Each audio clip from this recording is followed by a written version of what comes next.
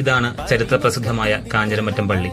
മഹാനായ ഷെയ്ഖ് ഫരീദുദ്ദീൻ ഔലിയ തങ്ങളുടെ സ്മരണയ്ക്കായി നിർമ്മിച്ച ഈ പള്ളി കൊച്ചി നഗരത്തിൽ നിന്നും 25 കിലോമീറ്റർ തെക്ക് കിഴക്കായി സ്ഥിതി ചെയ്യുന്നു.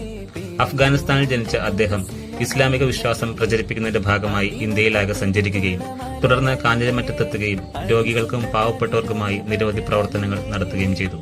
ഹിജ്റ വർഷം 664 മുഹറം 5-ന് നിസ്കാരവേളയിലാണ് അദ്ദേഹം ഈ ലോകത്തു നിന്നും യാത്രയായത്.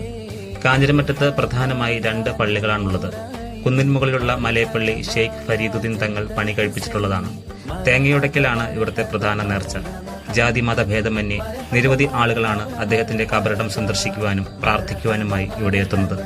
താഴത്തെ പള്ളിയിൽ ചക്കരക്കഞ്ഞിയാണ് പ്രധാന നേർച്ച. കൂടാതെ മഹാന്റെ മക്ബറയിൽ മുല്ലപ്പൂവും പട്ടും ചാർത്തൽ, ചന്ദനത്തിരി കത്തിക്കൽ, യാസീൻ ഓതൽ എന്നിവയും നടത്തപ്പെടുന്നു. എല്ലാ വർഷവും മകരമാസം 1-ാം തീയതി നടക്കുന്ന ചന്ദനക്കുടം ഉറൂസാണ് ഇവിടുത്തെ പ്രധാന ആഘോഷം.